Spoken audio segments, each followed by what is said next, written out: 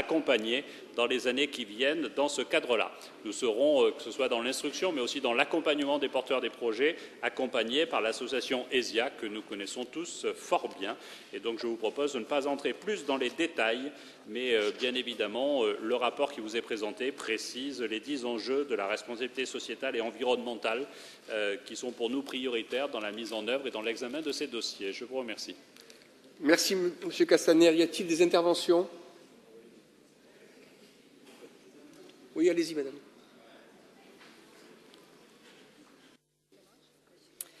Le projet CEDRE, donc ça s'appelle le projet CEDRE, porte bien son nom puisque c'est celui d'un arbre.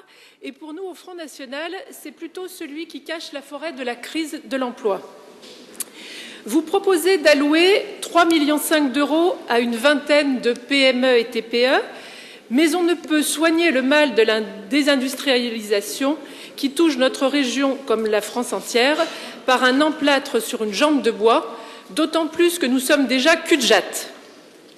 Ce projet expose donc de bonnes intentions et son titre l'illustre par les thèmes de « Pour le développement responsable de l'emploi ».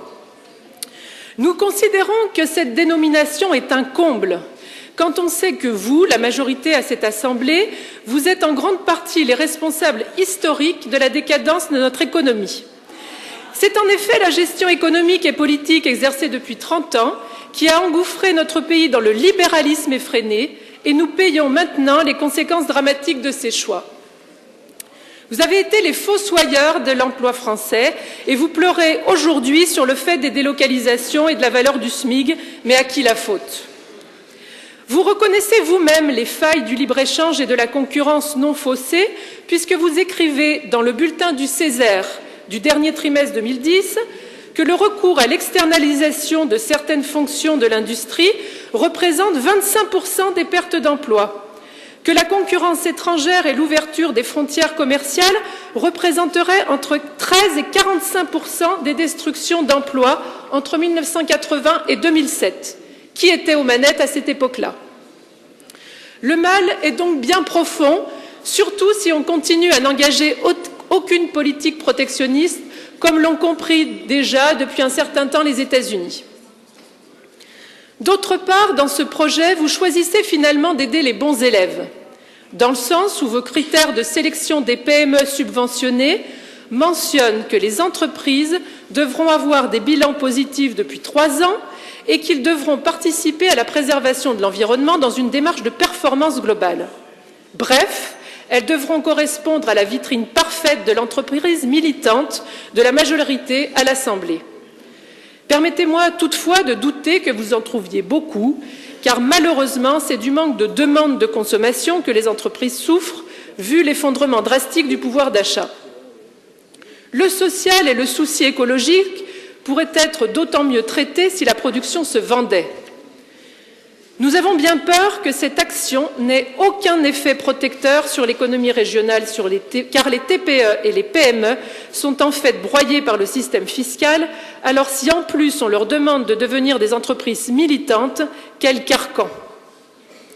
Nous croyons plutôt que la région devrait avoir une mission de protection des acteurs économiques, quels qu'ils soient, défendre l'intérêt général des producteurs. Il n'y a pas de commune mesure entre les entreprises du CAC 40 et les PME qui ne souhaitent, elles, que survivre, alors aidons-les sans critères prohibitifs idéologiques, sans suspicion de mauvais traitements sur leurs salariés, comme vous le faites sentir dans ce rapport, car les petits employeurs font souvent partie aujourd'hui des travailleurs pauvres. Alors, en matière de gestion économique régionale, pourquoi tout simplement n'élaborerions-nous pas un label de qualité et d'origine de PACA, moins astreignant et moins coûteux que le CEDRE, et qui plus est, serait à la fois une protection et une valorisation de nos entreprises.